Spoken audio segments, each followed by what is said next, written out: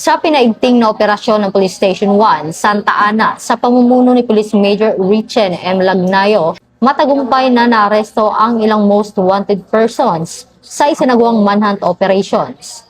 Dalawa sa mga sospek ang naaresto habang tangkang umalis ng lungsod sa kasagsagan ng Semana Santa. Si alias Yanyan ay naaresto sa Santa Ana Wharf dahil sa kasong illegal gambling, habang si alias Gigi ay nadakip sa Gaisano Mall Van Terminal kaugnay ng kasong illegal drug.